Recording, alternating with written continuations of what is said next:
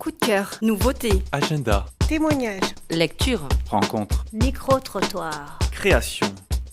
Les bibliothèques de Perpignan Méditerranée Métropole présentent Les podcasts de Résolu.net.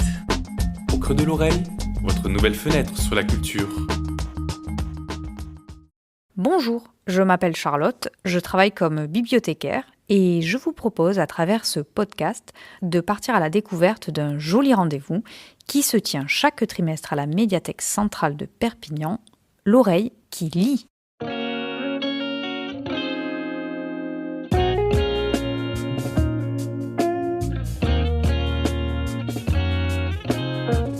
Jérémy, référent handicap à la médiathèque de Perpignan, cofondateur et animateur de l'Oreille qui lit.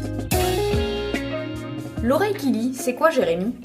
Alors, l'Oreille qui lit, c'est un rendez-vous pour les déficients visuels ou non, autour des livres audio qui se déroulent le mardi, tous les trimestres, de 14h15 à 16h15 à la médiathèque de Perpignan.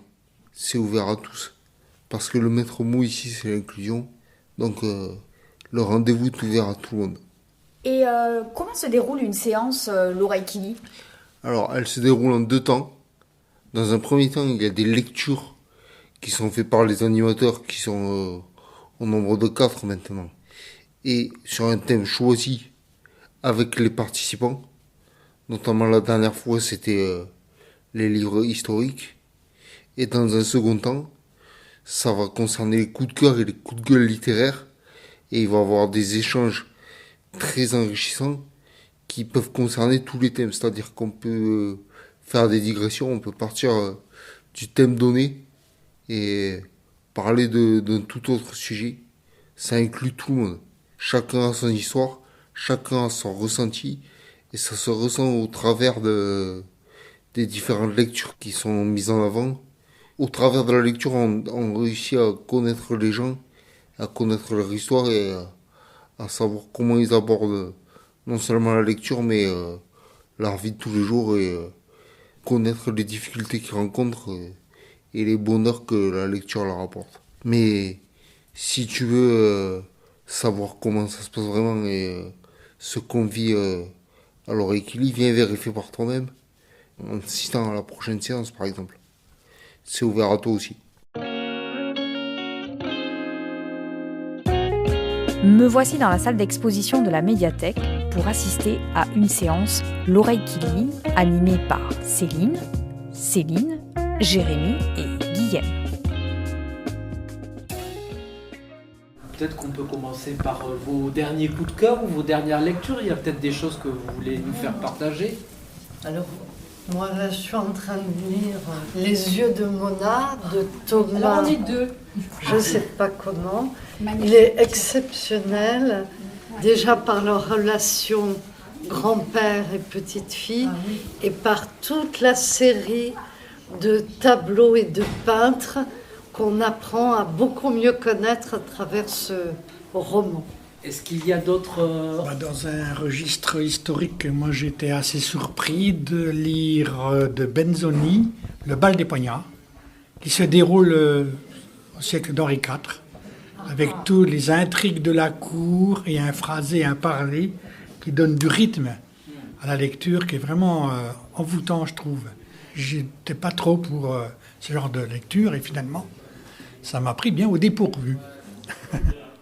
Des coups de cœur, mais aussi des coups de gueule. Personnellement, j'ai fait une première expérience d'un livre audio, mais j'ai aussi été très déçu. Et en plus, c'était lu par l'intelligence artificielle. Donc, c'est quelque chose d'horrible. Comment ? C'était un des livres de l'association Valentin A8. Je l'avais téléchargé ici, ce livre. Oui, alors moi j'ai vécu la même chose que vous avec ce même livre, parce que je l'avais, à l'époque, je l'avais téléchargé sur la BNFA et je l'ai lu ensuite en audio lu par un auteur, ça n'a rien à voir. Mais non, c'est et sûr. Franchement, c'est totalement différent. Mais certainement. Il est très beau, il est très bien écrit. Des lectures à voix haute.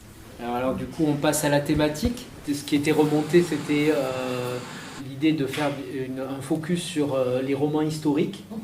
Alors moi je vais vous emmener au Moyen-Âge Il faut connaître le pays pour s'engager dans le chemin qui perce la forêt épaisse depuis le pré de la Dame verte. Cette plaie entre les arbres, des générations d'hommes l'ont entretenue comme feu. Coupant les branches... Des conseils, échanges et partage d'expériences.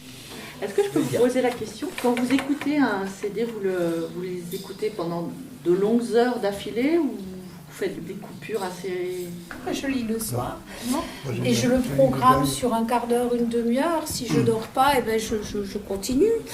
Donc, tout ça dans la convivialité et la bonne humeur. Moi, c'est une chaise longue, un cocktail, et puis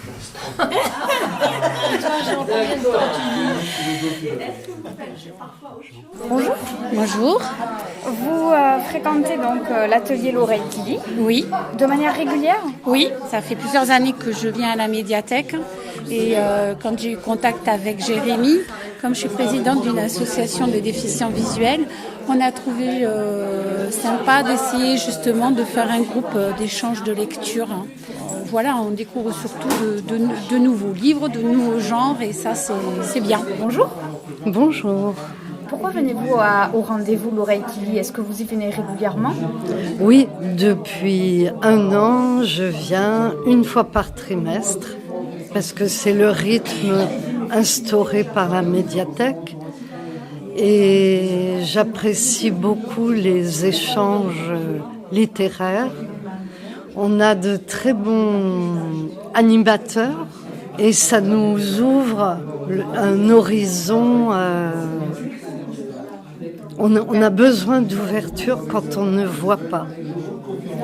Et c'est pour ça que j'apprécie beaucoup les échanges qu'on a à l'oreille qui lit.